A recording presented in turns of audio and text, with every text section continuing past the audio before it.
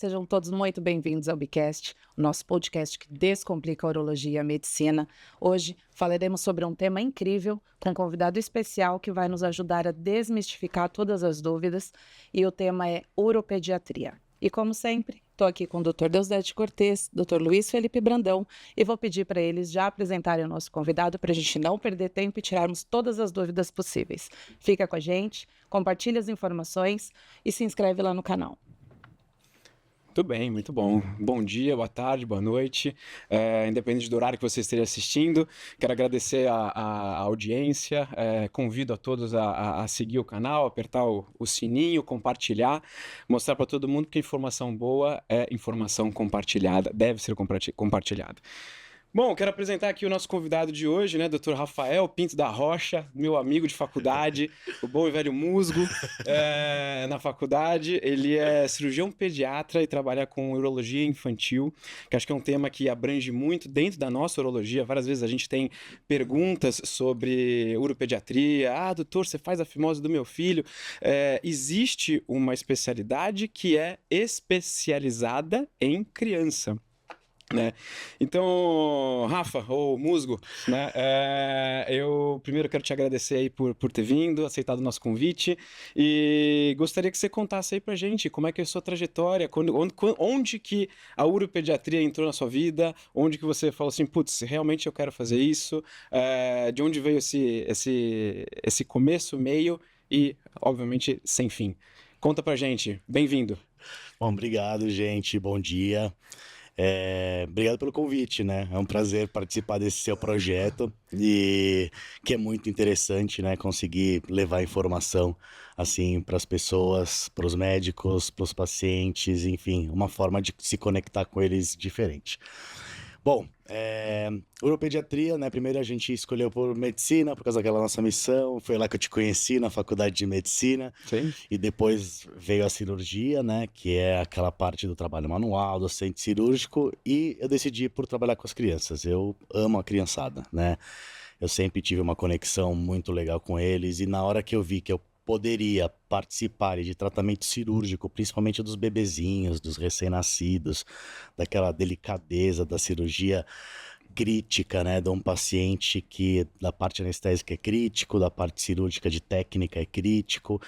Isso para mim me cativou muito, né? E dentro da cirurgia pediátrica tem uma área que é bem independente, que é de urologia pediátrica, que são os pacientes que têm doença urológica. Uhum.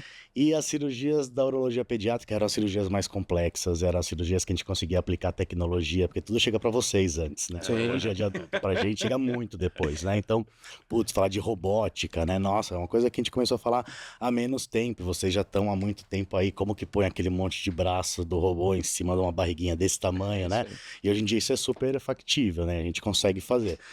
Então, isso começou a me cativar muito e eu decidi por fazer a urologia pediátrica, que no final das contas é uma área que transita aí entre os urologistas, que às vezes não tem a vivência do paciente pediátrico, não tem a estrutura, às vezes, né? Meu consultório é totalmente diferente do seu. Meu consultório tem brincadeira, joguinho, né? É bem diferente, né? Consultorinho. Consultorinho para os quase pequenos. um playground, né? Meu consultório é para eles, né? Então, entre os urologistas, então, que não tinha essa vivência com criança, e os cirurgiões pediátricos também que não têm a vivência, talvez, das doenças urológicas. Então, acaba que eu recebo muito paciente dos urologistas, que me encaminham as crianças, que falam, olha, é pequenininho, não examinei, você vê e faz aí o que você vê, o que você quer fazer. Tanto dos cirurgiões pediátricos também, que me encaminha muito paciente e fala, cara, é uma hipospádia, é uma coisa super específica, é uma doença urológica, e eu acabo então transitando entre essas duas especialidades e viram um nicho, né, que acabam sendo coisas específicas, né. Muito bacana, muito legal. Muito bom. Bem, deixa eu dar um olá, né, para os nossos convidados. Você demorou pra entrar em cena, né? Eu deixei com você, né? Deixei com você. Beleza. Mas olá para todos os nossos convidados, familiares, amigos, parentes. Eu acho que esse episódio hoje aqui, Rafael, você foi escolhido porque, além de ter a nossa confiança, você é um cara super didático, fala muito bem. Então, assim, esse nosso podcast é feito para os nossos convidados. E esse assunto de uropediatria, eu tenho certeza que esse episódio vai levar muita informação interessante os nossos sobrinhos nas escolas, Os filhos de amigos, de pacientes. Vai bombar, nas escolas vai bombar esse podcast, tá? E é o que ele falou, né? No nosso consultório a gente não tem joguinho, a gente não tem quebra-cabeça. Então a ideia é realmente informar para poder também, Exato. obviamente, encaminhá-los da forma correta. Perfeito. Exato. E é legal isso aí que você falou, da parte só para a gente colocar e contextualizar que o cirurgião, o uropediatra, ele pode vir tanto da urologia, ou seja, ter uma formação urológica e concentrar na pediatria, né? Assim como ele pode ser um cirurgião pediátrico e concentrar na urologia pediátrica, Exato. né? Então é uma especialidade que a gente chama de convergência por ser um assunto muito específico. Sim, tá? exato. E antes da Simone fazer algumas perguntas interessantes aqui, eu só queria falar para todo mundo, pessoal, se inscreva no canal, tá? Eu acho que é muito importante, todo mundo tá compartilhando, comentando e curtindo, mas assim, a inscrição no canal, a gente vê que muita gente vê o conteúdo, curte o conteúdo, gosta, mas acaba não se inscrevendo. Eu acho que é importante para o YouTube, a gente tá chegando a quase 1.000 inscritos no canal, isso é muito legal. E a gente sabe que 1.000 inscritos engajados e que nos acompanhem, isso é muito importante para a gente. A gente não se liga em números, mas a gente quer qualidade, né? E uma vez estando inscritos, vocês conseguem receber as notificações dos próximos episódios que a gente vai fazer. Maravilha. Isso aí, parabéns. Vamos lá. Doutor, fazendo uma comparação, né, entre a urologia que eles atendem e o que o senhor atende, a criança é um adulto pequeno, comparando, né, o funcional ali, mudam algumas coisas, como isso funciona? Bom, a criança não é um adulto pequeno, né? Isso a gente ouve muito durante a formação, né? A primeira coisa é que a criança cresce, né? Então, você imagina, né? Eu vou acompanhar o pós-operatório de um paciente meu que eu fiz uma incisãozinha aqui para fazer um tratamento renal. O cara adolescente tá com incisão lá nas costas, né? Muda, né? Eu pergunto onde que tá? Ele fala, tio, tá aqui atrás já. Né? Então, isso muda. Da mesma forma, mudam as estruturas, né? Dentro do abdômen, enfim, a gente vai tratar lá um ureter que muda de posição, muda de ângulo. Então, a gente tem que fazer um acompanhamento, né, desse paciente, porque o cenário muda. Né? Então, depois que a gente trata uma doença urológica, a gente não dá alta para o paciente, né? A gente fala, a gente vai acompanhar você crescendo. Eu quero ver como que isso vai ficar, né? As coisas crescem, as coisas mudam, né? Então, isso já é bastante diferente do adulto, né? E segunda coisa é que a criança tem uma coisa peculiar, né? Que a criança, ela recupera de forma diferente do adulto, né? Então, é um pós-operatório que eu chego no quarto, né? A gente faz aquela baita cirurgia e eu olho a criança no primeiro pós-operatório pendurada já no berço. Eu olho e falo, nossa senhora dos contos, proteja minhas pontinhas. Igual os nossos idosos, né? É igualzinho os nossos idosos. Né? E assim, é assim que eu quero vê-la, né? Porque se eu chegar no quarto e ver ela deitadinha, quietinha, eu falo, alguma coisa tá errada, né? Porque às vezes ela não fala, né? Sim. Então, esse é outro desafio, né? A criança, o bebê, principalmente, vai falar, olha, é aqui que tá doendo, eu tô sentindo tal coisa, né? Então, esse é um desafio pra gente da cirurgia pediátrica, né? Então, é bem diferente. Tá? Acho que essa questão da comunicação deve ser uma coisa bem Desafio, né? complexa, né? Sim. Porque a gente fala assim, acabou uma cirurgia, o que é? Tô sentindo uma dor aqui, mas acho que é do corte, tudo bem, tranquilo. Outra coisa, você chega ali, simplesmente a criança chora. Sim. Quem vai te passar a informação? É o choro? Como que é esse choro? Como que é? Que forma que tá? É aquele choro agonizante? É um choro, simplesmente choro, porque tá doendo, normal. Sim. Né? E acaba tendo às vezes é aquele negócio da informação que ela vai vir, ela não vai vir direto da criança. Talvez ela venha com choro, passe pela mãe, passe pela avó, passe pelo pai e chegue em você. Exatamente. Isso deve ser extremamente complexo, essa conversa, né? Cada um interpreta do jeito. Esse é o desafio do consultório, né? Que vem a família inteira no meu consultório. Então, essa é uma outra coisa, né? Essa é a parte da arte da medicina, né?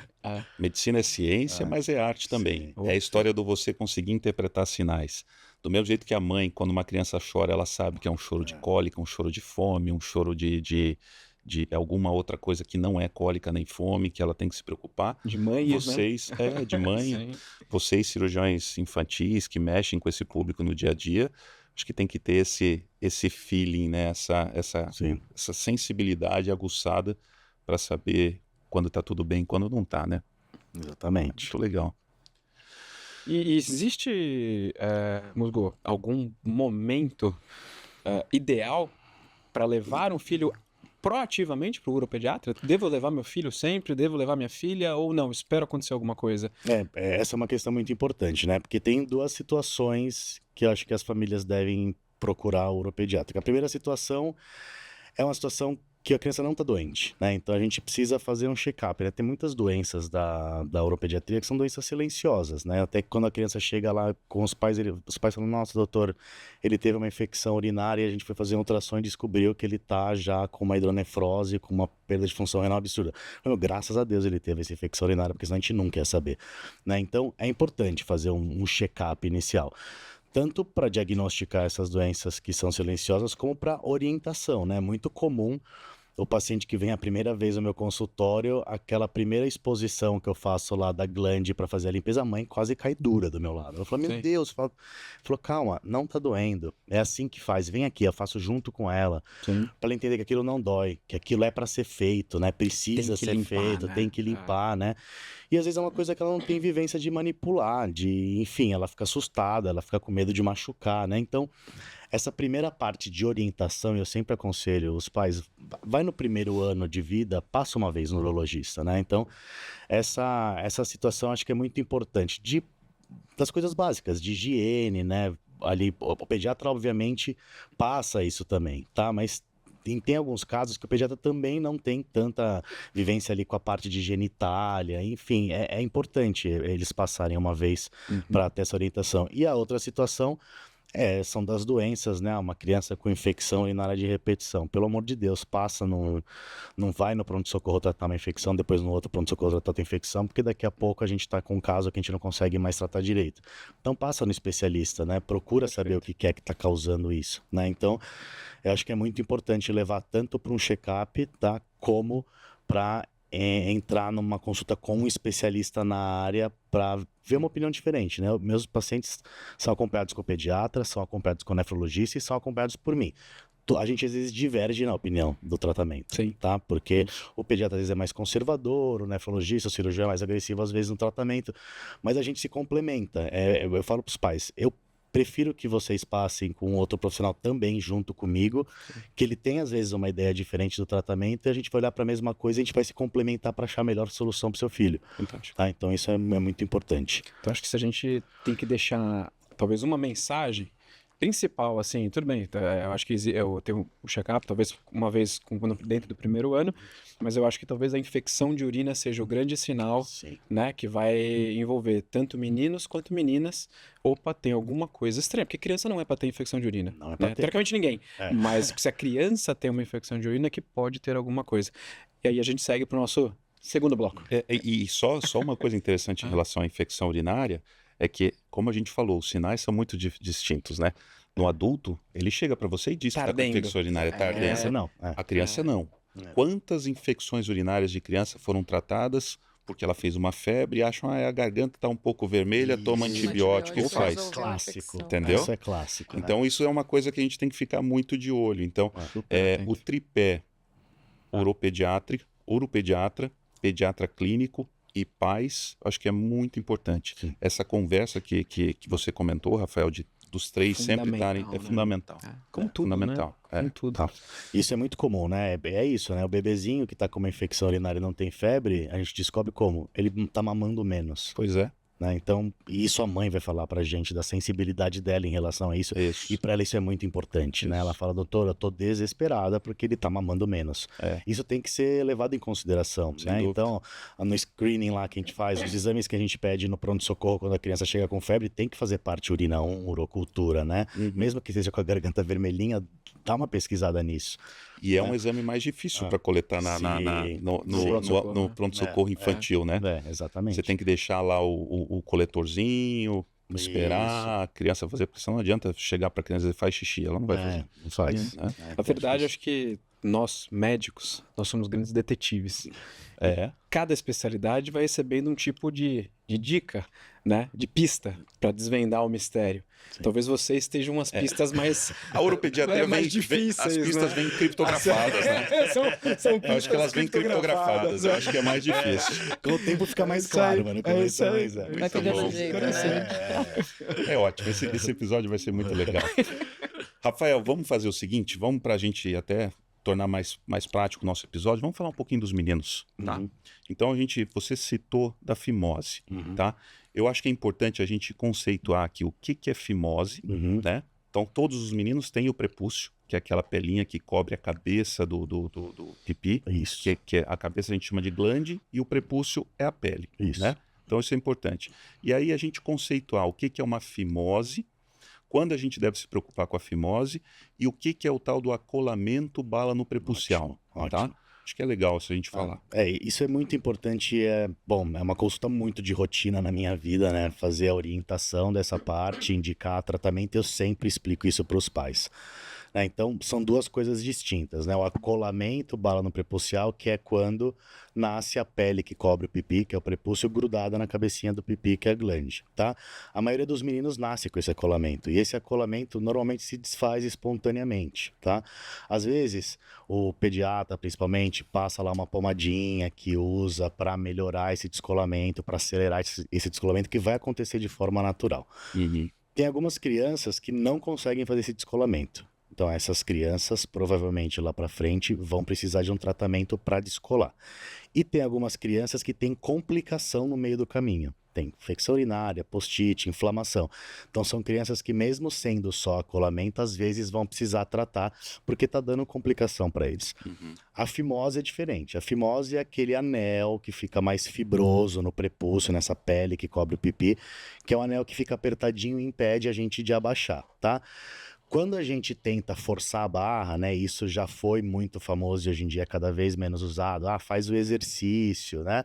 A gente sabe aí pelos trabalhos que a maioria das complicações que tem em relação a postite, infecção urinária, fissura, fibrose, são complicações que acontecem por pais que estão em casa tentando fazer o exercício usando pomada, tá? E, inclusive, a parafimose, né? Exatamente. Que entra um adendo aqui da parafimose, que é quando aquele anelzinho que o pai ou a mãe tentou forçar, puxou, ele foi para baixo da glande e ele não volta. Então o anel começa a estrangular a glande e falta sangue para a glande, para a cabeça do pipi. Vira uma urgência, né? Vira uma urgência urológica, né? Exatamente. Então, é uma coisa que eu falo para eles também, né? Tá com a fimose, é apertadinha, não força a barra. Abaixa um pouquinho, o que der, lava do jeito que dá para lavar agora, a gente vai fazer o tratamento e aí vai ficar fácil. Isso. Tá, então... Só abrir um parênteses, quando entra nessa urgência, de que forma que a mãe, o pai, a avó, enfim, quem tiver com a criança, identifica essa urgência, o que a criança vai chorar, vai reclamar, como que isso... A parafimose é exame físico. Então, esse anel que o Rafael falou, ele é um anel que fica na pele, mais por cima da glande. Não é uma urgência imediata. Não, é uma urgência, Então, o que acontece? A mãe ou o pai forçam para expor a glande, conseguem expor a glande, só que o anel fibroso, ele fica embaixo da glande. A glande fica para fora, o anel para baixo, e ele fica estrangulando. E você não consegue voltar a pele de novo para cobrir. Esse estrangulamento da glande faz com que o sangue que é para chegar na glande comece a chegar com mais dificuldade. Gera uma isquemia, uma falta de sangue na glande. E isso se torna uma urgência urológica. E o que é urgência? Ela vai inchando, vai ficando mais branquinha, mais pálida. Mais difícil de reverter ainda. E aí entrou nessa situação, não tem o que pensar. É pegar a criança e levar para o pronto-socorro mais próximo. Exatamente. Para ou reverter, né, tentar reduzir, que a gente chama parafimose, botar a glande para dentro. E isso é muito doloroso, tem que tomar cuidado com manobras no pronto-socorro. Geralmente essas crianças acabam indo para uma cirurgia de urgência, né, Rafael? De urgência. E importante, né? Se conseguir reverter, se conseguiu fazer uma manobra, ou o pediatra que atendeu... Não esquecer de tratar, né? Não tratou ainda, né? Ele continua com o problema. Ele Ele tirou da precisa urgência. ir para o urologista infantil para fazer o tratamento, porque isso pode acontecer de novo. Sim. E essa situação acontece de duas formas, é um clássico, né? Ou os pais que estão em casa tentando fazer exercício, vai lá, aprende e não consegue, ou o próprio menino faz isso e não conta para ninguém. Ele acorda às 3 da manhã e vai reclamar que tá alguma coisa diferente, tá aquele negócio já 3 horas já preso. Né? Esse paciente vai para o centro cirúrgico quando chega no hospital, porque fica cada vez mais difícil A de fazer ideia é mais manobra. para identificar mesmo, para orientar. Então, eu oriento a criança e o pai, né? Eu falo para a criança, quando você for puxar, tem que cobrir o pipi de novo. Tá? E para os pais, quando vocês forem fazer, porque o menino também faz sozinho. Sim. Né? Sim. Eles estão na consulta ouvindo lá tudo, né? Vou tentar agora aqui. Exercício. Exatamente, né? Então, tudo, eles sacam tudo, né? Então, tem que falar com ele também, né? Isso é muito importante. Então, os meninos que têm a fimose, né? Eles têm que fazer o tratamento cirúrgico. A pomada não vai ajudar, né? A gente consegue até alargar um pouco o anel quando faz exercício. Eu falo, os pais, é um clássico, né? Eu comecei a fazer exercício, comecei a passar a pomada, melhorou, doutor. Depois voltou pior do que era antes. Porque esse anel alarga as custas de umas microcortezinhos, microlacerações que faz ele. Quando cicatriza mais fechado, mais duro do que era antes. Então, não faça, vai machucar, não vai resolver. A criança não deixa examinar mais o consultório depois, porque ele fica traumatizado de doer o pipi, né? Então, não é para ser gentil, para lavar do jeito que dá, procura o especialista, ele vai te orientar da melhor forma possível. É isso. Muito bom, muito bom. E eu acho que tem um detalhe também importante que é, às vezes a criança manipula bastante o pipi e tem um inchaço do prepúcio, da pele. Sim. Então cuidado, que isso não é parafimose, tá? Então a gente às vezes aqui está falando da parafimose, assusta pai e mãe. Não. Muitas vezes a criança vai chegar e dizer, pai, mãe, olha aqui, ó, tá diferente. Aí você vê a pele do prepúcio, né? Perdão, o prepúcio, né? Que é a pelezinha, ele tá mais inchado. Sim. Mas isso não é uma parafimose. A parafimose é quando a pele está lá embaixo e a cabeça, a glande está inchada e você não consegue trazer a pele para cima da glande. Tá? Isso. Então são coisas diferentes para não assustar aí os pais. Exatamente. E doutor, sobre a fimose, até que ponto é normal? Existe um consenso entre os especialistas ou a gente vai do bom senso de cada um, né? Como isso funciona para identificar quando é necessária a cirurgia, quando não? A gente acaba ponderando, né? Tem que ter o bom senso, né? O consenso não existe, né? Existem todos os trabalhos que guiam a gente, orientam a gente para o tratamento, né? Mas quando a gente vai nos congressos de urologia pediátrica, tem lá o dia que tem um médico que fala, olha, eu opero mais tarde. Né? Teve no último congresso isso, inclusive. Era um quadro falando, eu opero mais tarde, eu opero mais cedo, e cada um defendendo o seu ponto de vista. E são todos os argumentos são plausíveis, né? Mas o que se sabe é que quanto antes a gente faz esse tratamento, e essa é a minha concepção, e é o que eu explico para os pais, quanto antes a gente faz esse tratamento, menos a gente expõe a criança a risco, que é todas as inflamações e infecções da infância, né? Que são as postites, as balas no postite, as infecções urinárias. Infecção urinária eu falo para os pais, né? Infecção urinária adulto é muito diferente de uma infecção urinária num bebê, né? Em adulto a gente toma um remedinho, às vezes vai trabalhar e tá tudo bem. Infecção urinária no bebê faz sepse e vai para UTI. Né? Então a gente fica muito preocupado em expor uma criança a esse risco, né?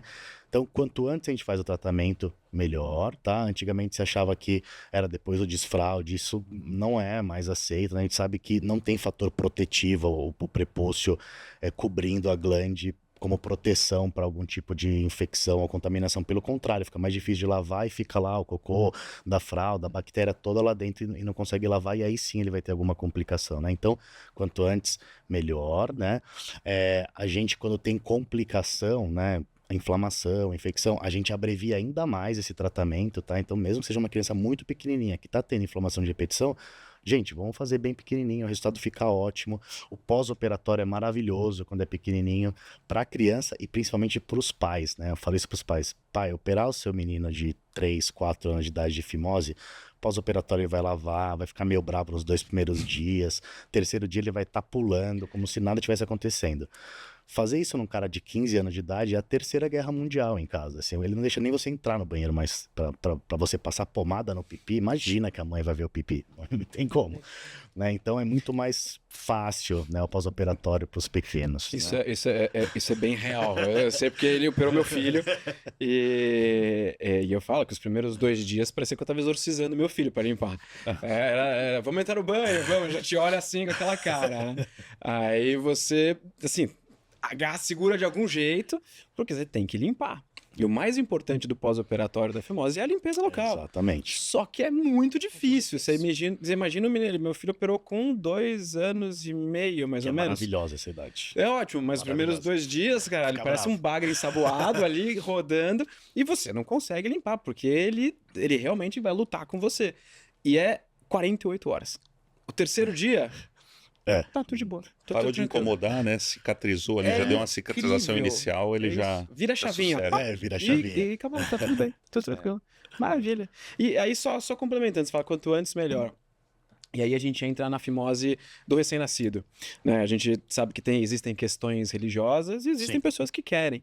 Às vezes eu tenho amigos, pacientes também que ligam.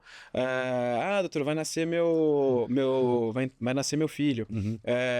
Qual que é a tua opinião sobre a fimose já do recém-nascido? O que é melhor? Eu não tenho opinião nenhuma. Eu prefiro que você passe com um uropediatra, pergunta para eles e eles te dão essa resposta. E aí, associando a isso, não sei se você faz do recém-nascido, se você indica, até uma das coisas que a gente conhece é aquela técnica do Plastibel, né? O Plastibel versus a cirurgia clássica da circuncisão, né? Da postectomia, né? Sim.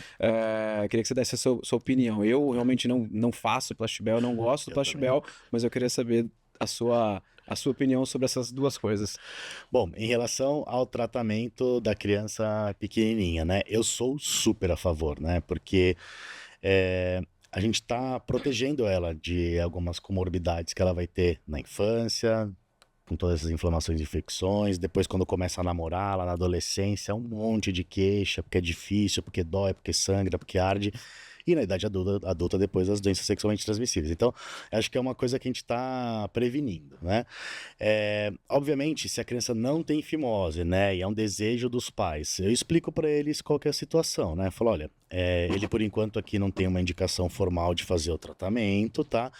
A gente sabe que esse tratamento é preventivo, vai facilitar a vida de vocês para limpeza, para higiene, vai facilitar a vida dele prevenindo todas as doenças, tá? Então, se os pais têm desejo de fazer o tratamento, eu indico, eu sou super a favor, porque eu acho que é uma coisa muito protetiva para a criança, tá? Em relação ao Plastibel, eu também não faço, tá? Eu vi muito, né, fazer na formação, e eu costumo deixar eu inclusive explico a técnica para os pais, né, e abordo bem as duas técnicas e falo, vocês que escolhem, né? Então o Plastibel é aquela técnica que tem um anelzinho de plástico, que é uma prótese, né, que põe lá por dentro da pele do pipi do menino, e por fora a gente usa um barbante cirúrgico, né, que amarra. Então o processo de tratamento, na verdade, é por causa de um processo isquêmico da pele, né? O anel cai porque a pele fica isquêmica, morre, né? E aí esse anelzinho cai depois de um tempo. Nesse meio do caminho, tudo pode acontecer, né? Então, pode cair o anel antes da hora e sangrar, pode ficar de um jeito que você não desejava, porque é muito difícil de enxergar o quanto você deixa, de medir ali, às vezes, o quanto que você deixa de mucosa, o quanto que você quer deixar de pele. Pode a cabeça do pipi, a glande, passar pelo meio do anel, essa situação crítica que é horrível de ver, né? Então tem muita complicação a técnica, apesar de ser uma técnica que para o cirurgião fica muito mais prático, né? Mas eu falo para os pais, eu prefiro perder mais 20 minutos aqui nesse tratamento, fazer a cirurgia plástica com pontinho absorvível, não vai ter que tirar nada depois, o pontinho sai no banho, não tem anel, não tem barbante, do que a gente lidar com complicação no pós-operatório de uma cirurgia que teoricamente é para não ter complicação. E acho que você tem mais controle da técnica, Sim, né? Acho que com tem mais certeza. controle do que você está fazendo, do que vai acontecer. Você não precisa depender muito do que será que vai acontecer, né? Então acho que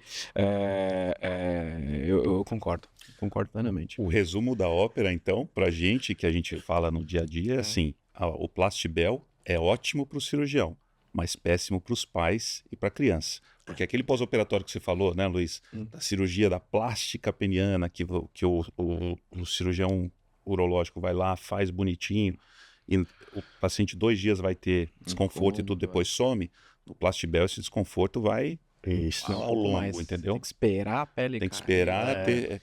Pode cair pela metade, pode... E ainda se faz no pequenininho, né? Eu falo aos pais, quando a gente faz cirurgia de hipospádia, que tem que ficar sonda e tal, é uma das maiores orientações, né? Gente, vai dar banho na criança, trabalha em equipe. Você nunca vai dar banho sozinho na criança. Porque a primeira coisa que a criança vai fazer quando tirar a fralda é pôr a mão na sonda e puxar. E a mesma coisa no anel. A primeira coisa que ela vai fazer é pôr a mão no pipi, né? Eles brincam, né? De puxar, que você fala, meu Deus, vai arrancar. É um na chave de braço e o outro limpando, né? Então, assim, é muito difícil de controlar isso, né? Então, É acho que nem interessante. pro cirurgião é mais fácil, porque dá complicação. E acho que eu nunca tive que voltar com o paciente pro centro cirúrgico por causa de fimose. É horrível, né? Você ter que voltar pro centro cirúrgico para corrigir uma complicação. Então. Eu tenho certeza que quem tá ouvindo a gente e já passou por isso tá dando risada. Não tenha dúvida. Exatamente. Ó, você falou da hipospádia. Hipospádia eu acho que é um assunto muito denso muito para cá, muito complexo. complexo para E cá. acho A que é gente vai muito deixar para outro, específico também. para Eu outro acho que é muito podcast. específico, Mas tem um outro assunto dentro para os meninos, ainda falando dos nossos meninos, que é a criptorquidia. O que é a criptorquidia? É aquele testículo que não desceu. Então você tem lá o teu filhinho recém-nascido, você vê ele tem só um testículo na bolsa, ou às vezes não tem nenhum testículo na bolsa. O que os pais têm que se preocupar e o que eles têm que fazer, Rafael? Então, a primeira coisa é, né? Os pais geralmente recebem esse diagnóstico na maternidade quando a criança nasce. Geralmente, porque muitas vezes esse diagnóstico passa, né? Porque às vezes a criança nasce com um saquinho volumoso, mas que não contém o testículo dentro.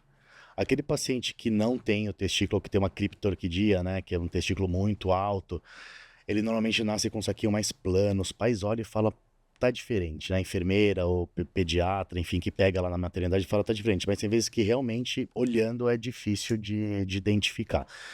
Então, a primeira coisa é, tem esse diagnóstico da maternidade, que assim que os pais recebem esse diagnóstico, eles têm que procurar o especialista, né? Porque o que é a criptorquidia, né?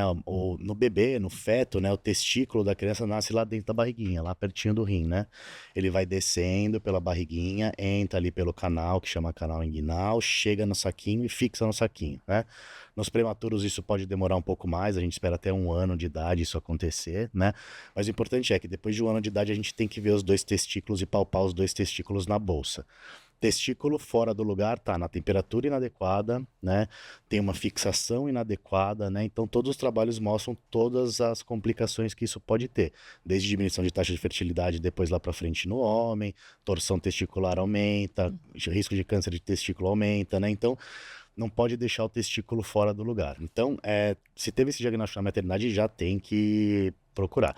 Se não teve, né, o pediatra teoricamente examina e avalia isso, né? Mas é sempre bom também os pais em casa, na limpeza, avaliar, né? Não dói, é só palpar ali o saquinho e ver se tem ali o testículo, porque às vezes ele não tá, fica ali na região da virilha e a gente precisa fazer o tratamento o quanto mais próximo de 1 ano de idade possível, porque a gente sabe aí pelos estudos que depois de 1 ano de idade já começa a ter lesão testicular, né? Então é muito importante tratar e tratar cedo, né? Para ele não ter lesão que é irreversível depois, né? Importante estar sempre de olho, né? Assim, por mais que a gente leve no pediatra, que veja, é sempre olhar no banho, Sim. né? Procurar ver se tá tudo ok. Na hora que for limpar o pipi, palpar ali a bolinha, né? Isso. Devagarzinho, tranquilo. Eu acho que é importante identificar, ó, opa, tem 2 aqui, opa, fechou. Tá ótimo. Só tô sentindo 1.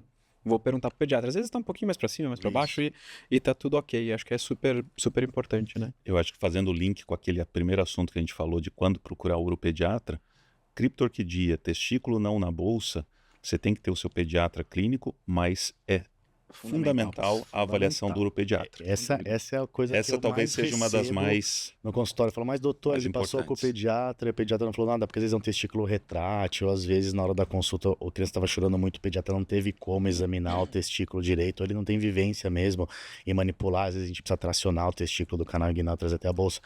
Enfim, várias situações, né? E eu falo, olha, isso é comum e é por isso que vocês têm que passar no especialista, né? Porque eu faço isso todo dia, papo testículo, vejo, né? Pondero ali, um testículo que é só retrátil, que ele vai até o saquinho, mas fica mais tempo fora. Esse testículo tem que tratar, eu trato, né? Enfim, porque acho que tem muito risco nessa situação. Então, eu acho que tem que passar com o especialista, mesmo que seja passando com o pediatra. Eu ligo pro pediatra, né? Eu falo, olha, e aí, esse paciente aqui seu, putz, eu achei que o testículo tá muito fora, né? Você já percebeu isso? Às vezes ele fala, não percebi. Ele fala, putz, percebi. Eu falei, então, quando você quiser uma opinião, me manda. E eu também mando. E a gente conversa. A gente pode até não ter a mesma opinião, mas a gente vai conversar e vai chegar junto a um consenso junto com a família. E O pediatra tem que entrar nessa área. Não, eu acho legal da avaliação do especialista, não necessariamente é pra gente encontrar uma doença. Sim. Mas você pode falar que tá tudo bem, tá tudo certo. Exatamente. E acho que isso é muito importante. Não, eu tô na dúvida, eu vou mandar para o especialista. O especialista vai olhar e vai dizer, não, tá tudo bem. É o que você falou, era um testículo retrátil. Mas ele subiu e ele desceu. Na hora, a criança estava chorando, aumenta a pressão, o testículo sobe, não conseguiu palpar. Tô com dúvida, acho que é uma criptorquidia. Você foi lá, palpou e viu que não era só um testículo que sobe e que desce, que é a denominação do testículo retrátil. Mas tá tudo bem, tá tudo ok, segue o jogo. Então acho que o diagnóstico de que está tudo bem também é importante. Sim. E para identificar esse diagnóstico, doutor, é a partir do exame clínico somente ou é possível, de repente, ali numa fase de gravidez, existe a possibilidade de em um exame? Para fazer o diagnóstico pré-natal, né, muito difícil, né, para fazer o diagnóstico do testículo fora da bolsa do pré-natal, no ultrassom, assim, é mais o nascimento pelo exame físico que o bebê recebe ali quando nasce, né? E aí depois segue com ultrassom, né? Tem os pacientes que não têm o testículo dentro da bolsa, que tem o testículo dentro da barriguinha, né? A gente entra num outro espectro de pacientes que tem que investigar as DDS, os distúrbios de diferenciação sexual, que é outro, né, parte, é uma especialidade também, é um mundo diferente na parte da urologia pediátrica, né? Que a gente tem que fazer uma investigação, aí vai para o endocrinologista. Enfim, aí é um outro tema enorme. Então é importante uma atenção ali no momento, nos primeiros momentos, né? Nos primeiros exames. Isso aí. Legal. Vamos para as meninas. Muito bom, é isso aí. Meninas vão ao urologista. Uropediatria também é para meninas. A gente frisa muito isso daí, porque o uro também atende mulheres. A gente fez E uma o chamada, porque- uropediatra também atende meninas. Isso. Já discutimos isso aqui no podcast. Vamos falar sobre as infecções urinárias nas meninas. É muito comum? Olha, não é para ser muito comum, né? Porque infecção urinária não é comum, né? Infecção urinária é frequente, tem mais chance a menina de ter infecção urinária, obviamente, né? Porque tem a parte anatômica, o canal do xixi, a uretra da menina é bem curtinho, né? Isso deixa mais exposto ali a via urinária, bexiga, ureter e rim, da parte externa, né? Então ela tem mais chance de ter infecção urinária, mas não é normal, né? Ter infecção urinária. A gente precisa prevenir isso. E o que é muito importante, infecção urinária merece, além de tratamento, investigação da causa. Isso é o que mais falo para os pais, assim, não adianta ficar fazendo tratamento de infecção urinária, mas eu tenho inúmeros pacientes, assim, que vêm de tratamentos de pronto-socorro, vai ali, vai aqui, que vem com um monte de exame de urina sem nenhuma cultura, né, fazendo... Clássico. Isso não é só criança, né? Fazendo tratamentos um atrás do outro, né, que nunca resolve, às vezes tem complicação, então o principal é, né, que tem que fazer a investigação da causa, né? E no comecinho, né, quando bem pequenininho, até uns 2 anos de idade, os meninos até têm uma prevalência bem aumentada de infecção urinária, tem os refluxos, as malformações congênitas que deixam eles aí mais perto das meninas, aí depois as meninas ganham o resto da vida, né, de infecção urinária por causa da parte anatômica, né? Eu acho que é importante falar dessa parte anatômica em relação à infecção urinária, até para conceituar para todo mundo. Todas as infecções urinárias, ou pelo menos a maioria delas, elas são de germes do próprio organismo do indivíduo, né? Então são bactérias que a gente chama de enteropatógenos, são bactérias que vivem normalmente no intestino. E essas bactérias, elas ficam ali na região do períneo, que é entre o ânus e a vagina na menina, né? E o ânus e o saquinho no menino. Então, essas bactérias do períneo, na menina, elas têm mais chance de subir pela uretra e chegar na bexiga. Então, por isso que anatomicamente as meninas e as mulheres são mais vulneráveis para infecções urinárias. No menino tem que passar toda a uretra peniana, a próstata, é mais difícil de chegar, né?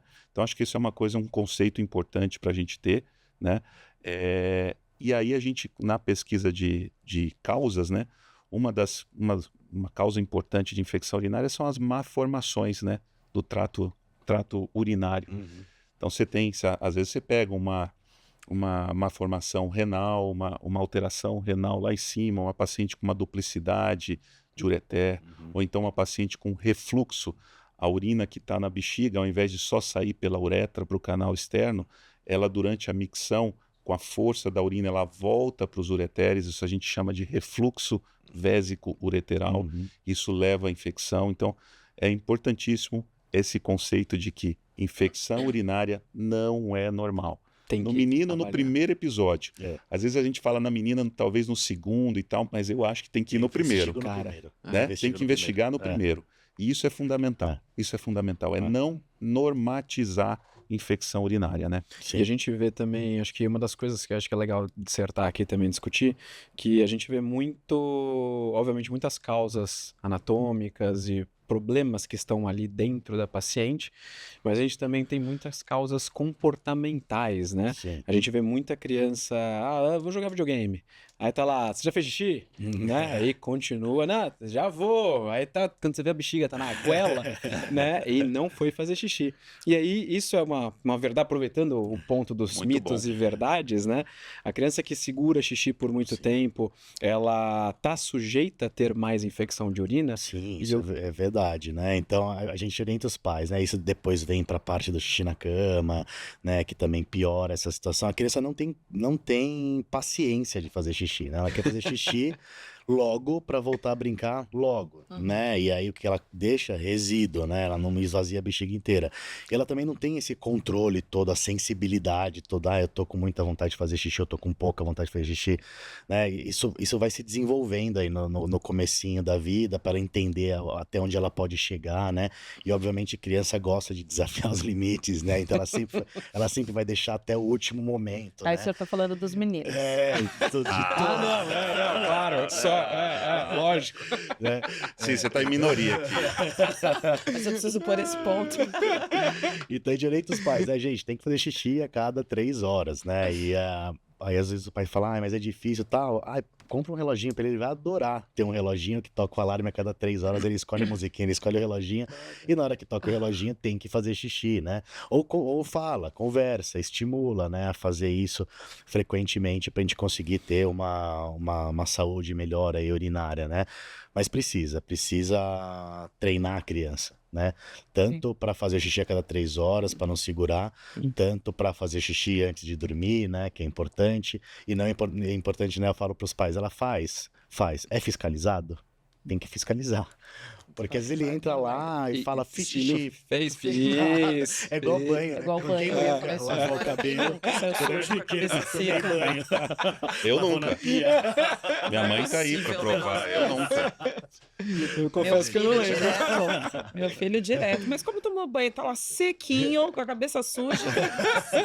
Não tomou banho. Clássico. Banho de isso, gente. perfume. É um clássico. Banho de gato, E né? o uso prolongado da fralda, doutor, ele pode impactar nessa noção, né, que a criança tem de quando eu devo, quando eu preciso ir também, o prolongado, né, até que idade, até que período é importante manter a fralda, se existe isso, né? Bem, então, esse é um assunto bem importante e muda muito até a opinião, às vezes, do pediatra, do urologista, né? Obviamente, o uso prolongado, né, se tá a mais do que o que deveria ser, é um fator de risco, né? Como a gente conversou aqui, né? Os patógenos ficam lá, as bactérias ficam lá morando ali no períneo, né? E a gente fica ali abafado, né? Sem a troca, às vezes, porque às vezes a criança mais velha tem menos frequência de troca, né? Porque ela tem menos frequência de evacuação ou de micção, às vezes porque ela consegue segurar mais, então fica mais tempo com a mesma fralda e tem mais atividade, brinca mais. Então é o suor, a bactéria que já mora lá, o cocô, o xixi, tudo ali, a gente vai aumentar o risco de ter algum problema. Mas a gente tem que saber também, né, que o tempo que isso deve ser feito é o tempo da criança. A gente não vai falar, não, a criança tem que desfraldar com 2 anos de idade. Cada um tem o tempo, é a mesma coisa que o xixi na cama, né? Obviamente a gente tem um limite para isso acontecer, né? Mas a gente tem que estimular. A gente tem que estimular a criança, conversar com a criança, propor brincadeiras e formas lúdicas dela entender isso. É o mictório que tem o jacarezinho que gira lá pro menino apontar o xixi, enfim, né? Casa. Que é super legal, né? Mas até eu queria brincar com o jacarezinho. Até hoje, né?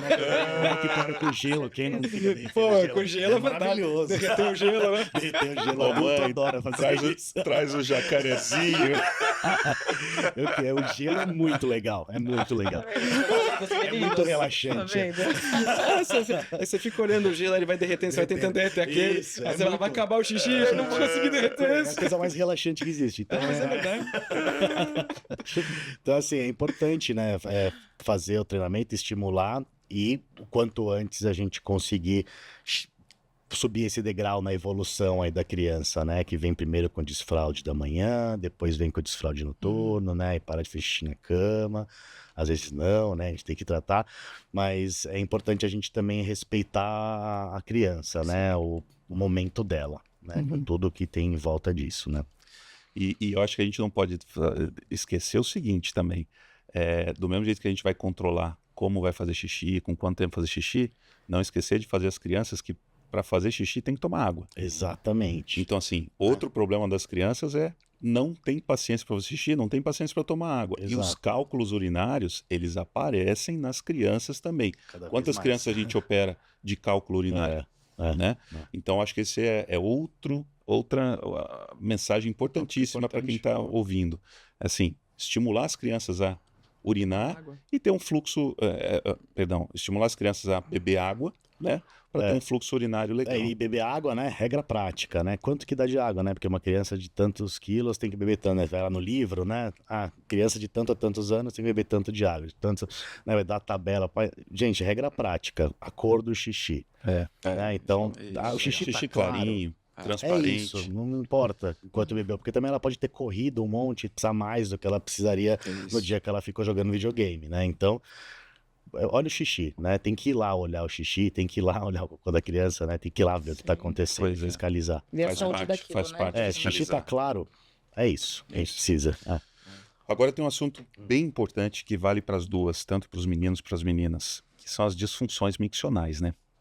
Então, assim, a gente vê algumas meninas, principalmente, eu acho que as meninas têm mais essa parte do que a gente chama de dissinergia vesgo-esfinteriana. O que é esse palavrão, né? A bexiga, para ela esvaziar, ela tem uma musculatura que contrai, mas o esfíncter que fica lá na saída do funilzinho, que é a bexiga, ele tem que relaxar, né? Ele tem que relaxar para que a bexiga contraia e a urina saia. Sim. Dissinergia vesgo-esfincteriana é quando, por algum motivo, seja emocional, causa neurológica, você tem a bexiga contraindo e você não tem o esfíncter relaxando. Exato. Então não é um mecanismo de simbiose, é um mecanismo de sinergia, entre a bexiga e o esfíncter. É muito comum isso daí, Rafael, no dia a dia, no consultório? É mais comum em menina, em menino? Sim, é muito comum, né? Às vezes gera sintomatologia, né? As bexigas hiperativas, né? Muitos meninos vêm falando, né? Os pais falam, olha, a cada 5 minutos ele quer ir lá e fazer o xixi, né? Então a gente estuda sempre, né, essa parte da coordenação da micção, né? Eu explico para os pais, né? Parece fácil fazer xixi, mas envolve uma coordenação entre várias musculaturas que tem que acontecer de uma forma harmônica, né? Então, sim, acontece, né? É uma causa de sintomatologia, né? Dos pacientes vai toda hora fazer xixi, é uma causa de infecção urinária, é uma causa lá da enorese noturna também, que a gente tem que investigar sempre. Então, precisa estar atento, né, a essa parte da frequência da micção, da quantidade da micção, dos sintomas que a criança tem, né? Os pacientes às vezes têm aquele incômodo no períneo, a criança não sabe muito bem falar onde que é, por causa da contração, né? Então, a gente estuda e faz o tratamento, né? Da forma menos invasiva possível os exames, né? Porque os exames que tem, né, e fazer estudo aerodinâmico numa criança.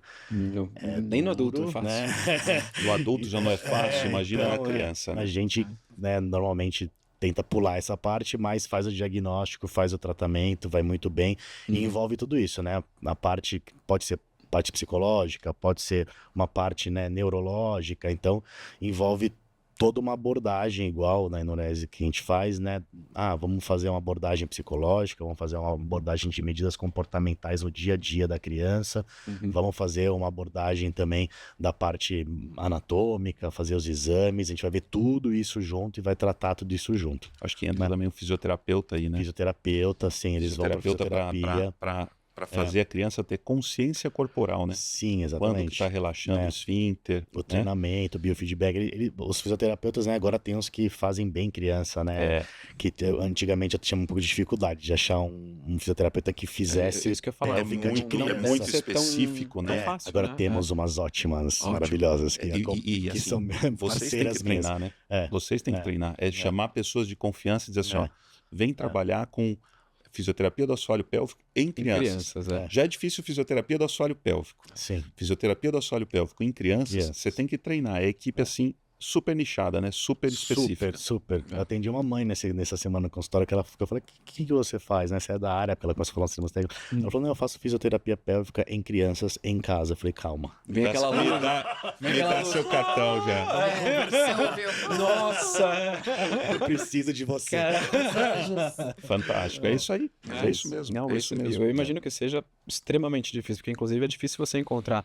O que Deus falou, a gente precisa muito de fisioterapeuta de assoalho pélvico. E realmente já é difícil, né? É. A gente vê muito Pro adulto fisioterapia já é de difícil, esporte, né? De melhorar o joelho, mas de assoalho pélvico é difícil. É difícil. E legal, assim, que você tem e que você tem contato com pessoas que você confia, né? Porque precisa, porque além de tudo, ainda mexe com uma parte que é complexa dentro de uma criança, É. né? Então tem que ter ali os pais por perto, tudo. Você tem que confiar demais, né? Bastante. E aí, dentro ainda do assunto de disfunção miccional, você até citou, Rafael, a enurese noturna, né? Que é o xixi na cama. Isso, exatamente. Até quando é normal? O que a gente faz? Como é que a gente trata? Então, eu falo muito pros pais, né? Obviamente a gente tem que respeitar a criança e ela vai conquistar isso na evolução dela, no momento que for dela, né? Mas a gente sabe que até os 5 anos de idade tá ok fazer xixi na cama, tá? A gente considera que faz parte da evolução da criança, tem criança que vai menos, tem criança que faz mais tarde essa parada, né? Mas até os 5 anos de idade a gente considera normal. De 5 aos 7 anos de idade, até 2 vezes por semana, a gente ainda considera uma frequência normal. Depois dos 7 anos de idade, a criança já tem que estar seca à noite, né? Sem fazer o xixi na cama, e aí merece tratamento, né? E o tratamento da enurese noturna, né? Acho que o primeiro passo eu converso, é uma consulta mais longa, né? Enurese noturna, porque eu tenho que saber tudo que a criança faz desde que ela acorda até a hora que ela vai dormir, né? Porque isso envolve quanto de líquido que ela toma, como que é a rotina dela, os pais são separados, os pais são juntos, ela fica com alguém durante o dia, ela dorme no mesmo lugar, ela dorme com alguém, é com luz apagada, é com luz acesa, tem banheiro no quarto, não tem, então tudo isso faz parte da investigação, né? Então é uma consulta longa, a primeira consulta eu falo aos pais, essa consulta vai ser muito longa, porque eu quero saber de toda a rotina da criança, né?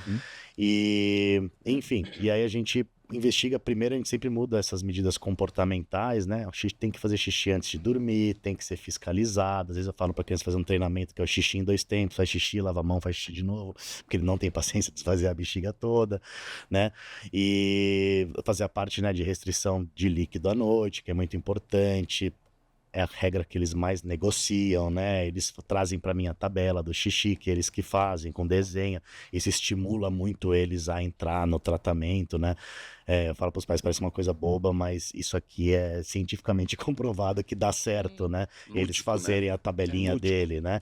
É transformar Então, isso numa brincadeira. Né? Entrar Quanto no mais mundo você deles, né? conseguir transformar isso numa brincadeira, Sim. mais eles vão colaborar com o tratamento. Porque eu ia perguntar isso, o quanto disso de fato é funcional, é tratamento, e o quanto disso é emocional também, né? Eu acho que passou dessa fase onde o organismo já devia estar organizado para ter essa fase seca, e aí entra também, às vezes, uma fase emocional, né? Sim. Que é super importante para a Não, criança com certeza. e é difícil identificar, né? Tudo é maturidade, né? Você tem a maturidade do núcleo pontino, da micção, que é por isso que a criança, depois dos 5, 7 anos, ela vai parar, mas tem a maturidade emocional. Sim. Tem criança que não atinge a maturidade emocional, e geralmente elas andam juntas, sabe? Então a coisa da criança que não tem aquela maturidade emocional ainda, Tem com adulto que 7 não anos, tem adolescente que Sim. não atinge. E tem a enurese que volta, né? Putz, Então a criança passa. difícil. Essa é super difícil de tratar. Então Difícil. a criança fica seca à noite, a partir dos 5, 7 anos, mas aí lá na pré-adolescência, geralmente por algum assunto problema, emocional, É isso. ela volta a ter a Às vezes a enurese. vinda de um irmãozinho, não tem muito Isso, disso, a é gente pra ouve muito falar disso, Chamar né? atenção. Sim. né? Engravidou ali, vem vindo outro bebê, e aí ele começa a Volta a agir infantilizar, igual. né? Isso. Sim. Tem um assunto triste, mas é real, mas, por exemplo, meninas que não tinham enurese e que com 12, 13 anos voltam a ter, É isso a mesmo. primeira coisa que você tem que pensar é em abuso. Sabe? É um assunto muito triste, mas é real. Né? Então, essa enurese que volta, por que ela é difícil de tratar? Porque ela tem muito lado emocional, psicológico. Sim. Exato. Então essa consulta de Extremamente enurese é uma complexo. consulta complexa, né? Envolve psicologia, envolve o treinamento dos pais, envolve o treinamento das crianças, né? O preparo que os pais têm para lidar com a situação. Falar, seu filho com 8 anos dormindo todas as noites de fralda, ele não vai parar de fazer xixi na cama. Ah, mas doutor, não dá. Se molhar a cama, tem que trocar. Então a gente vai precisar conversar, porque vai precisar todo mundo aqui junto se empenhar pra gente chegar lá. Sim, Né? E a gente vai precisar fazer tudo junto. Não adianta se eu der só o remedinho aí pro seu filho, não vai adiantar. Que não é isso, né? Não vai adiantar. Eu acho que O remédio essa parte ajuda, mas se não tiver o emocional, comportamental... Sim. E uma coisa interessante até, né, você fala assim, é importante que todo mundo colabore. Quando vem nessa hora, que é uma consulta que você precisa ter toda a informação, aliás, a grande maioria você precisa ter toda a informação possível. Sim. Você pede para eles voltarem, vem só geralmente a mãe e a criança. Você pede, não, eu quero que vocês voltem depois com a mãe, o pai, a babá, a criança. Quanto mais informação de todo mundo, que às vezes tem casos, por exemplo, que a babá é quem mais fica com a criança. Isso, Pai né? Isso trabalha, cada a mãe vez mais trabalha, frequente. A babá tem que estar. Né? Então, Ou o pai passa o final de semana, a mãe que pais separados, o pai passa uma semana, a mãe passa outra. Você vai vir só com a mãe, você vai perder uma semana de informação. Então você pede depois para voltar todo mundo. Isso eu acho que é uma coisa interessante, real. É uma das únicas consultas, né? Porque a gente cada vez mais, né, tem essa praticidade do online, né? A gente conseguir fazer consulta remota, prontuário eletrônico, enfim. A gente consegue facilitar muito a vida dos pais, né? Às vezes, para uma consulta que a gente precisa ver exame pré-operatório, manda a criança para a escola, né? Sim. A gente faz uma consulta online. Essa consulta de enurese, não. A criança tem que estar presente primeiro, tá? Não vai dar... Não, então marca à noite. Eu te atendo à noite, na hora que ela estiver em casa. Ela precisa estar presente para ela entender o que está acontecendo, porque, afinal, o paciente é ela e tudo que a gente está discutindo aqui é sobre eles. Eles precisam, primeiro, querer parar, né? E, segundo, topar o desafio, né? De ter todas essas regras e ter toda essa mudança, às vezes, dos horários deles, para a gente conseguir ter sucesso no tratamento. E eu peço também pro pai e para a mãe, né, ou pelos tutores, ou pelos responsáveis estarem presentes na consulta. A gente faz uma reunião, cada um em um lugar. Sim. Tá tudo bem, mas que hoje em dia a gente tem essa facilidade, mas todo mundo põe online ali, ouvindo e trocando, né, as informações. Legal. Complexo. Caminhar junto é difícil, né? É justamente. E a gente sabe que os pais muitas vezes são mais ansiosos que a criança, né? Como que é isso para o senhor, assim? Como que se lida com isso? Justamente com essa dificuldade, às vezes cada um tá para um lado, ou estão juntos, mas pensam diferente, enfim, e a criança tá ali no meio, né? Esse é um negócio, né, que é uma das coisas que é muito legal, que eu acho muito legal da consulta pediátrica, né? Eu não atendo um paciente, né? Eu atendo um monte de gente ao mesmo tempo, né? Atende a família. E assim, às vezes... O entorno. O médico da família. Eu tenho que ter uma conexão com a criança, né? Porque isso é muito importante pra mim, né? Eu sempre prezo por isso, né? Vou receber a criança na altura dela, quando ela chega no consultório, pra dar um abraço para nela, para dar um oi, para ela entender, né, o que está acontecendo. Eu converso com eles mesmo que eles sejam muito pequenininhos, mas eu também tenho que ter uma conexão com o pai, também tenho que ter uma conexão com a mãe. Às vezes os dois não têm conexão entre eles, né? E aí eu preciso lidar com essa situação, né? Mas é muito importante que exista essa ponderação de todo mundo para se decidir para a criança, que é o paciente que às vezes não está podendo opinar pelo tratamento dele, né? Então a gente está opinando por ele e a gente precisa ter um consenso de todo mundo, né? Então tem pais que são muito ansiosos e a gente conversa muito com eles, porque fazer uma cirurgia numa criança já gera ansiedade, tá perfeitamente compreensível, né? Fazer uma cirurgia num bebê, caramba, meu bebê vai fazer uma cirurgia, né? Isso é totalmente compreensível. A gente precisa conquistar confiança, a gente precisa conversar com todo mundo, né? Aí vem a consulta, a próxima consulta vem a avó, né? A avó é uma situação. A mãe me chega e me abraça na consulta. Ai, doutor, não sei o quê. A avó já sabe todos os meus antecedentes, já sabe meu currículo, já investigou, então no Jus Brasil. E sobre a criança, ela é a maior autoridade. Opa, não tem a dúvida. Porque ela conhece a mãe, ela conhece a criança. Eu conheço ela fez o jeito dela e deu certo. É isso. Mas a avó é brincadeira. Tem que falar isso pra ela. É muito engraçado. Por que ele não fala do avô, né? Já que tá o avô essa hora. Tá do lado quietinho. Vó. Enfim, é uma ansiedade muito grande, né? Isso tanto na hora do consultório, na hora do diagnóstico, como na hora da cirurgia, principalmente, né? Então, por isso que no hospital também tem que ter um ambiente preparado para isso. Sim. né? Um ambiente acolhedor, de confiança, de pessoas que saibam lidar com crianças, desde quem atende lá na manobrista do carro até a enfermeira que vai pegar e levar para a sala de cirurgia, né? Então isso é muito importante para controlar essa ansiedade. Eu tive, assim, obviamente, lados bons e lados ruins, mas eu passei exatamente pela cirurgia dos meus 2 filhos. Minha filha fez o desentupimento do canal lacrimal com a doutora Bruna Duca, até um beijão pra Bruna. Gosto muito dela, aliás, preciso levar meus filhos lá pra eu ver os olhos. Ela fez um desentupimento acho que foi pertinho de 1 ano. E o Rafa que operou com você a fimose, também com 2 anos e meio. E ver seus 2 filhos anestesiados é uma coisa... Não é uma sensação Cara, fácil. é uma sensação diferente, tá? É assim, você optar, putz, vamos operar, vamos, a gente sabe, a gente vive cirurgia todos os dias, a gente sabe que hoje em dia o risco é muito baixo, o risco é muito pequeno, mas essa sensação de ver o seu filho ali, tipo, totalmente deitadinho, eu lembro que a gente foi levar os 2, né, mas quando eu tava com você, com o Rafa mesmo, que a gente levou, ele deitou ali, o jeito como vocês falam, como vocês colocam a criança, e ele tinha 2 anos e meio, e o bicho é um tourinho. Cara, e ele foi super de boa, ele sentou ali, vamos sentir o cheirinho do abacaxi, aí colocava só pro balão. Então, assim, eu acho que vocês realmente fazem, e é isso que eu queria te perguntar, né? Como é que essa parte, assim, como é que você sente dentro da responsabilidade de estar cuidando de, acho que um dos maiores bens que a pessoa tem, que é nosso filho. Tá, meu filho, minha filha, obviamente são os maiores bens, meus amores da minha vida. Acho que o amor, existe todo tipo de amor. O amor de pai para filho é um amor que ele é um patamar acima. Acho que deveria ter até uma outra definição. E realmente a gente precisa confiar em vocês, assim, do estágio supremo da confiança. Porque tudo pode acontecer. Lógico, a minha foi um desentupimento de canal lacrimal e uma fimose, coisas aparentemente tranquilas. Mas você opera casos que são graves, casos que são urgências. Aí eu queria que você contasse um pouco sobre essa responsabilidade, essa conversa, porque uma coisa só é você conversar e tratar de uma criança, outra coisa é você ter uma responsabilidade da vida de um filho na sua mão. E aí, como é que isso daí talvez nem tenha resposta para isso, mas é uma coisa... duro.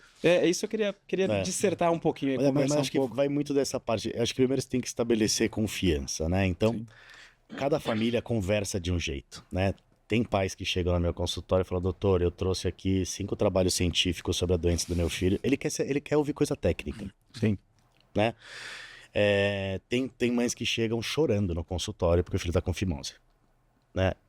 Ela não precisa ouvir tanta coisa técnica, né? Então a gente tem que ter a sensibilidade, na verdade, de entender como que você vai fazer conexão com o paciente, que também tem o menininho lá, que, cara, não deixa encostar nele, ele não quer que você chegue perto, se ele te ver de jaleco branco, ele vai sair correndo, porque, enfim, é dele, né? E tem criança que já é mais fácil, que vem brincar, que senta no meu colo já na primeira consulta, mexe lá, carimba meus papéis, tudo, não sei o quê.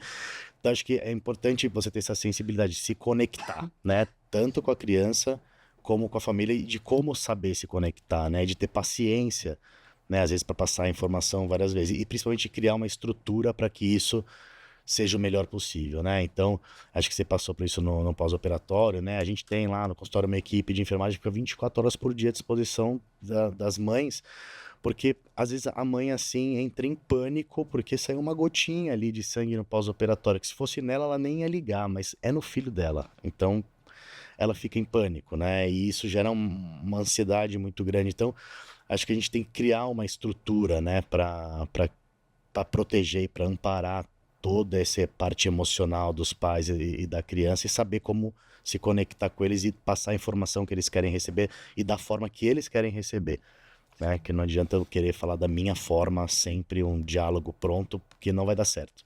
Eu vou falar, eles não vão entender, né? Na hora da cirurgia de urgência, cara, não adianta, né? Eu até espero um tempo depois que o paciente vai para recuperação. Tem que voltar a repetir. Espero ele acordar. Eu espero tudo acalmar para ir lá e dar as orientações. Sim. Né? Porque se eu chegar lá e na hora que não vai lembrar. Né? Então... É assim com a gente, né? Quando a gente opera um calvo, explica, depois o cara, doutor, mas é a dor do duplo J, mas eu expliquei tudo. Imagina com uma mãe que tem um filho. Eu sempre falo que a relação médico-paciente é mais importante. É completamente diferente no consultório, na cirurgia eletiva, onde você vai ter toda uma chance, uma oportunidade de entender a pessoa, de entender o paciente, entender o contexto e fazer essa conexão. E às vezes essa conexão não acontece, né? E o consultório te dá a oportunidade de dizer assim, ó, procurar outra opinião, algo do tipo. E é totalmente diferente quando você está na urgência, né? Na urgência você tem que se basear muito na coisa do... E isso eu levo para mim, a coisa do... Eu, como cirurgião, eu tenho que estar muito convencido de que a cirurgia que eu vou fazer vai trazer um benefício maior do que o risco que é inerente a ela. Toda cirurgia, como o Luiz falou, tem seu risco. Risco anestésico, risco cirúrgico. Então, assim, eu tenho que estar convencido. Se eu não estiver convencido, eu não levo para o centro cirúrgico. Concordo. Exato. Então, isso tanto na parte eletiva quanto urgência. A partir do momento que você tem esse convencimento, acho que fica mais fácil de você, com a sua honestidade, dizer assim, puxa, precisa, tem que fazer, vamos correr esse risco, porque se ficar vai ser pior. Exato. Né? E uma coisa, até para aliviar um pouquinho a tensão dessa conversa, né? Eu lembro de algumas coisas, mas eu queria que você colocasse quais são as artimanhas que você usa para conquistar, eu estou lembrando qual que é a palavra que eu digo, para conquistar a criança no centro cirúrgico.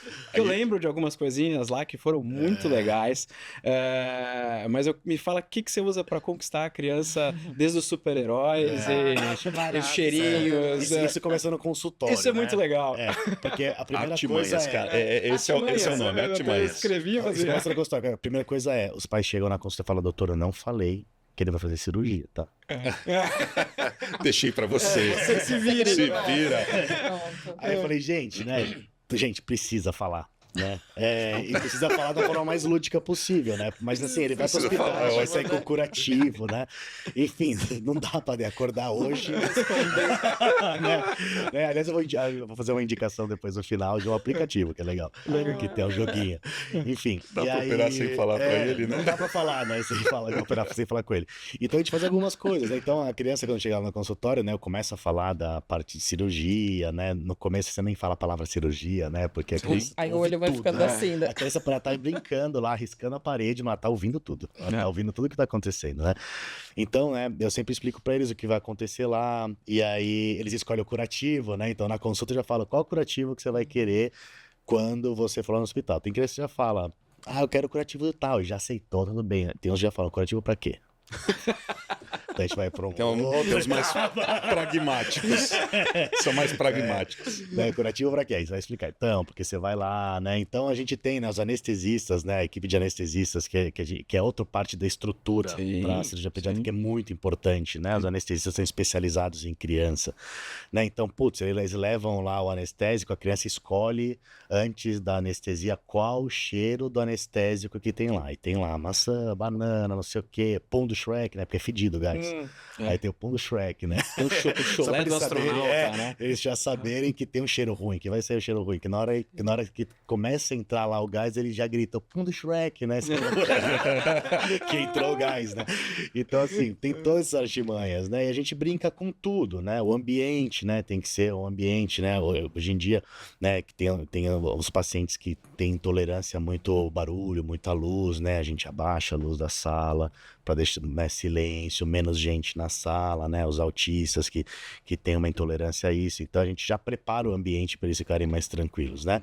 E eu vou lá, né, com o gorrinho do super-herói, né? Então eu vejo que o menino gosta de Homem-Aranha, vou com o gorrinho do Homem-Aranha. Número 1, né? É o número 1. Não, ele é um campeão de vendas. Então, campeão de vendas.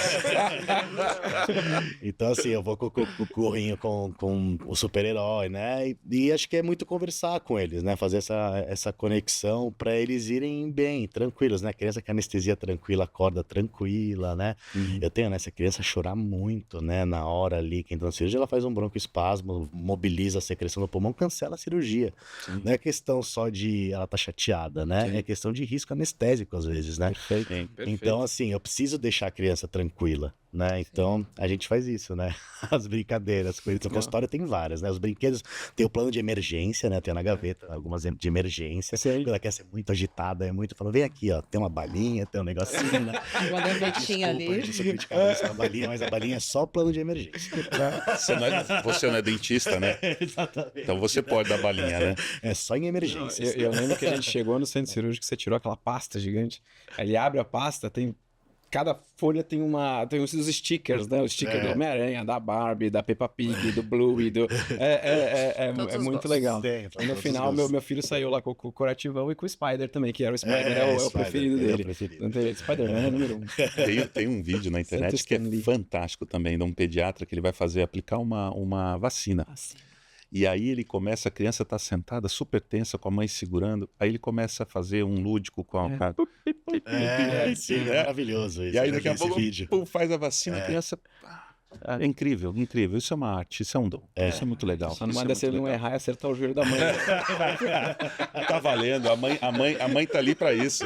Não é não? Ela nem vai ligar. A mãe tá ali pra isso. Tá protegida também, ganhou uma vacina. Já que a gente tá falando de coisa legal, assim, de assunto, como o Luiz falou, deixou mais leve, Mais light. mas eu acho que é legal ouvir. A gente conhece, Rafael, assim, ver toda a tua dedicação, assim, com o paciente, mas conta pra gente, assim, um caso da tua prática do dia a dia que marcou, assim, a tua trajetória, que tocou emocionalmente. Eu acho que tenta puxar aí da memória um caso, assim, que... Acho que A todos gente nós, falando- como médicos, que a gente tem os nossos A casos. gente Um falando caso de que guardou, né? conexão, assim, né, com o paciente, teve um que acho que era mais um desafio pra mim do que pro paciente. No final das contas, eu tava super preocupado. A Alicia, uma menina linda de 7 anos de idade, ela chegou lá no consultório com um cisto pilonidal, né, tinha um tumor sacrococcígeo, assim. E bom, aí você faz aquele negócio, né, tudo que eu falei aqui, né, pra conversar, pra explicar, não sei o quê. A Alicia era uma deficiente visual. Então, ela é uma deficiente visual para uma doença degenerativa, então ela já tinha enxergado um dia e ela não enxergava mais nada. Eu fiquei super preocupado, eu falei, cara, como que eu vou me conectar com essa criança? Será que ela vai ficar com medo? Será que ela tá entendendo? Como ela não sabe como eu sou, né? E era muito legal que nas consultas eu sentava na frente dela, eu fiz isso no dia da cirurgia, também até um vídeo lá na rede disso, né? Pus ela sentadinha na minha frente e falou, você lembra quem que é o tio? Aí ela ficava pensando, eu falei, lembra? Aí eu passava a mão no meu rosto, falava, o tio tem barba, o tio tem olho azul igual seu vovô. Aí ela passava a mão no meu cabelo, dia da cirurgia, você é careca? Eu falei, não sou careca, tô de boa. Ainda não. Para! Só um pouquinho. Né? E assim, foi um desafio muito grande, né? Porque é um pós-operatório que às vezes precisa de curativo, é cansativo, precisa troca de curativo, às vezes dói. Eu falo, cara, o que será que ela tá entendendo na cabeça dela de tudo isso, né? Com a deficiência visual. Será que eu vou conseguir me conectar com ela? Será que vai ser uma coisa aterrorizante para ela isso tudo que tá acontecendo, né? Que é a minha maior preocupação. E, cara, ela levou numa boa. Acho que era muito mais eu falo muito, né? Eles me ajudam mais do que eu ajudo eles às vezes. Porque é um dia que eu chego mais chateado, eu falo, tio, por que você tá chateado? Né? Você fala, eles sacam muito, né? Então eles me ajudam muito no dia a dia. E ela tava super tranquila, e ela me abraçou lá no dia da cirurgia. Não, vamos aí, tio, vamos pra cirurgia e tal, né? Depois de eu gostoso, fazer né? tudo. Então, Essas coisas esse foi um caso que me tocou, e foi um caso desafiador, porque era um tumor grande, né? Pra fazer um pós-operatório que é cansativo, de tempo de internação longa. E ela tá ótima agora, né? E sempre que ela vem no consultório agora, ela fala, você lembra quem eu sou? Ela põe a mão na barba, é o tio barbudo. Tio careca. Ainda não, graças a Deus que não ficou tio careca. Depois manda pra ela, isso daí, com certeza. Vou dar. Ela é um amorzinho, gente. Que Ela legal. me tocava muito, assim. Doutor, tem algum medo ou dúvida, assim? Você fala assim, esse é top, esse é o número 1 dos pais quando chegam no consultório? Pela Putz, primeira vez ali? De pais desafiadores? Assim, as dúvidas mais comuns, né, com relação às crianças, quando eles chegam no seu consultório, essa aqui não pode faltar. Tá. Acho que uma coisa que é muito comum do consultório é isso que a gente conversou hoje, da aderência, do balo prepulsial e da fimose, né? Isso é muito importante, eu busco esclarecer o máximo possível, porque é uma informação que chega errada, às vezes, de procura de Google, Sim. inclusive para profissionais que não têm mais vivência com esse assunto, né? Acabam passando uma informação diferente, né? Quando tem que tratar, qual que é a diferença, né? Então essa acho que é a dúvida número 1 de consultório, né? Que é quando tratar fimoses e por que tratar e que tem diferença, quando que usa pomada, é para fazer exercício ou não, né? Que a gente já conversou aqui. Essa é a questão, acho que mais importante, né? De dúvida. É, Bom, das infecções venéreas é outra coisa muito relevante, né? Que tem que investigar sempre a causa, né? Acho que essa dúvida é muito comum dos pais. Acho que em relação às doenças, assim, é isso. Essas duas são as mais... Os principais. As principais, é. No começo da nossa conversa, você falou bastante, deu uma passada rápida sobre tecnologia, né? E a gente vê realmente a urologia sempre envolvendo tecnologia, Sim. né? E uma delas é a cirurgia robótica. A gente faz cirurgia robótica, a gente trata câncer de próstata, trata câncer de rim, mas de novo, a gente coloca o robô, né? Aquela aranha gigante, num paciente ali de 70 quilos, num paciente de 90 quilos, num paciente de 160 quilos. Mas não numa criancinha de, sei lá, às vezes 1 quilo, 2 quilos, 3 quilos, uma coisa pequenininha. Explica pra gente, você tem feito robótica, você tem participado de robótica, como é que tá hoje a robótica dentro da uropediatria, alguma coisa mais rápida? Eu lembro que tinha um uropediatra muito famoso, agora sumiu o nome dele, até uma época que eu dei uma aula sobre robótica em pediatria, e é Peter alguma coisa? Puta, sumiu agora. E foi interessante porque eu sabia pouco sobre o que você falou. A gente tinha muita vivência da robótica no adulto, mas pouquíssimo na criança. E eu até mandei um e-mail para ele, descobri o nome dele, tudo, mandei um e-mail para ele e o cara me respondeu com um monte de artigo, o cara super legal. Peter Craig. Não sei se você conhece ele. O cara foi muito, ele foi muito receptivo, foi muito bacana. E qual que é hoje a realidade da robótica hoje numa criança? Vocês operam uma estenose de Jupe, né, que é um filamento do ureter proximal perto do rim. Normalmente vocês fazem com uma incisão de 2 dedos. Onde vale a pena eu colocar um monte de furo na barriga de uma criancinha para operar sobre robótica? Então, dá uma breve pincelada sobre a robótica e a uropediatria. Então, não só robótica, como todas as tecnologias aí que a gente usa, laser, que vocês são super, faz parte do dia a dia de vocês, né? Pra gente cirurgias chega depois, endoscópicas, né? Entra pelo neurologia, canal sem corte. Exatamente, né? Então, né, os tratamentos de refluxo com polímero, enfim, isso mudou muito, né? O tratamento das doenças, porque o cirurgião pediátrico era o cirurgião muito acostumado a fazer a cirurgia clássica aberta, porque a gente faz com a incisão pequenininha, né? A gente consegue, né? Isso a gente aprende na formação, né? De ter essa finesse, de fazer uma incisão pequena, né? De ter uma cicatrização bonitinha para ficar sem cicatriz depois. E aí a robótica vem crescendo, né? Eu acabo, obviamente, aprendendo poucos casos de robótica, porque ainda não é uma coisa da minha vivência. Tem cirurgião pediátrico, urologista infantil que está usando muito robô e cada vez mais, né? Mas tem muitos benefícios não só por causa da incisão, né? Recuperação, risco, precisão, né? Então, cada vez mais. E agora é muito factível, né? Porque vem diminuindo, a tecnologia vem fazendo diminuindo os braços, separando os braços, né? Então, isso começa a ficar cada vez mais fácil da gente usar. No paciente bem pequenininho, né? Bem pouco, tá? Obviamente tem gente que faz, tá? Mas os bebês, assim, nem passa pela minha cabeça, assim, né? Eu indico cirurgia clássica, porque a gente faz com incisão pequenininha, é super resolutivo, né? A gente faz vídeo assistido, às vezes, né? Que a gente, né, na técnica vídeo assistida, né? Às vezes você manipula lá dentro e por uma incisãozinha você tira a estrutura, faz aqui fora e põe lá pra dentro de novo. Né? Então você acaba usando uma incisão pequenininha, que é só para a estrutura passar, mas consegue fazer a cirurgia na mão ali por fora, né? Então é uma das artimanhas aí que a gente usa às vezes para coisas que a gente por vídeo não consegue ter, né? Híbrida, né? Né? Então, mas tá super, né? Crescendo isso cada vez mais e acho que vai cada vez mais fazer parte da nossa rotina também, porque o resultado é muito bom, né? Fazer uma técnica minimamente invasiva. A gente costuma dizer que a robótica, ela na realidade, ela facilita a laparoscopia. Isso. Então tudo aquilo que vocês na cirurgia pediátrica ou uropediátrica faziam com laparoscopia, vocês podem muito bem fazer com a robótica, porque vai facilitar. Sim.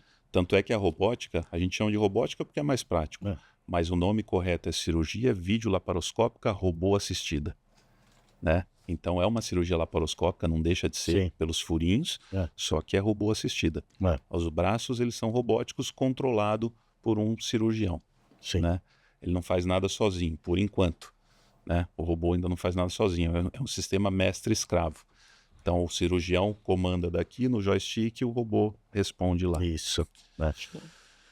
Encerramos, Luiz? Acho que sim, né? Se a gente conversou. Eu queria saber o aplicativo. É verdade, É verdade, gente. Isso é muito interessante, porque é engraçado. Bem lembrado. Atenção, anotem aí. O paciente vai fazer a cirurgia, né? A principal preocupação é a anestesia, né? Então, acho que sabendo disso, né? Os anestesistas lá, que são de uma equipe de um hospital que eu trabalho e que são anestesistas que atendem as nossas crianças, né? Eles fizeram um aplicativo, né? Que é um aplicativo que a criança acessa antes da cirurgia e tem todo o percurso dela desde casa até o momento da cirurgia. É um jogo, né? Então ela escolhe quais as roupas que ela tem que levar para o hospital. Então isso já faz ela visualizar, né? Que ela tá indo para um momento especial, que ela pode só usar tais roupas. Aí tem lá, não pode levar sua bola de futebol, não pode levar seu skate, né? Você vai fazer outro tipo de coisa. Aí fala da parte da anestesia, fala da parte do caminho para o hospital, né? Chama Anne no Mundo da Anestesia. Foram os anestesistas que criaram esse aplicativo, né? Sim. E é uma forma lúdica de explicar para a criança do dia da cirurgia, né? Então eu recomendo muito para meus pacientes isso. Incrível. Né? Falar, como que eu falo para ele? Baixa o aplicativo no celular, né? E deixa ele jogar o joguinho, ele vai entender tudo. Então ele já chega no hospital sabendo tudo que vai acontecer. Olha a A gente- experiência do paciente. É a Experiência do jornada paciente, a jornada do paciente. Total. A jornada que Muito tanto a bom. Simone se preocupa, né? Muito bom, muito legal. A gente deixa esse link aliás, aqui Sim. Sim. na parte de baixo do Com vídeo. certeza. Deixa o vai link aparecer do aplicativo, excelente. Excelente. Excelente. Muito legal. E dentro do aplicativo, né, dentro do nosso contexto sempre, a gente gosta de finalizar sempre com uma indicação, né, de alguma coisa, seja um livro, uma música, um pensamento, um momento, uma experiência. Conta pra gente alguma coisa cultural extra médica, mas que possa ter ou não uma relação com tudo que a gente conversou e tudo que te faz, na verdade, ser essa pessoa, né? É isso aí. Manda bala. Putz, eu tava falando com vocês, né? Tem uma autora que eu adoro, que é a Carla Madeira, né? Que Sim. tem uma sequência de livros maravilhosa. E o último que eu li dela chama Tudo é Rio. É uma história tão envolvente, assim. Tudo é rio. Tudo é Rio. Depois vem Natureza da Mordida e tem mais um agora. Enfim, é hora de relaxar, né? São histórias, né, de ficção, de romance, assim, só que é um livro delicioso de ler, assim, eu super aconselho. E é Bacana. meio viciante, assim, aquele livro que você pega e não para. e não para, assim. Gosto muito dela. Então essa é uma indicação para quando eu quiser relaxar. Fantástico. E precisa, né? Opa! Depois de tanta responsabilidade que a gente vê que vocês Necessário, têm, que é o nosso dia a dia, né, da profissão. Vocês não, nós temos. Vocês têm, né? Para manter Nós esse todos. equilíbrio, essa sanidade, né? Em dia. Não Mas é que fácil. episódio maravilhoso. Eu acho que muitas informações, né? Muito ricas. É um universo muito complexo, né, doutor? Eu acho que toda informação muito bem-vinda, aqueles pais de primeira viagem, os de segunda viagem também. Então, é muito importante toda a informação que foi dita aqui. Obrigada. E os assuntos Pela mais participação. complexos, como por exemplo a hipospádia que a gente falou, o próprio tumor de Wilms, né, que também é outro assunto de vocês. Sim, o próprio né? refluxo. Refluxo estenose de vésicoureteral, Jupe, estenose mais de Jupe. específicas, né? Quem quiser, tiver a oportunidade, manda pergunta pra gente. A gente pode preparar um próximo episódio para falar de assuntos mais densos e complexos da uropediatria. Vamos. Sim. A ideia Isso aí. é passar a informação da melhor maneira, é descomplicar, explicar, né? E sempre de uma forma descontraída, uma forma gostosa, bater papo, é sempre gostoso, rever os amigos. Queria agradecer aí a presença, agradecer a todo mundo aí que está nos vendo, lembrar de curtir, compartilhar, né? Mandar E para se todo inscrever. mundo. E se inscrever, exatamente. Isso faz o canal ganhar força, isso faz a gente ganhar força e continuar trazendo conteúdo bom e conteúdo importante, qualidade. né? De qualidade para todo mundo. Exatamente. Obrigado aí para todo mundo e a gente se vê no próximo capítulo. Porque isso. informar também é cuidar. Obrigada.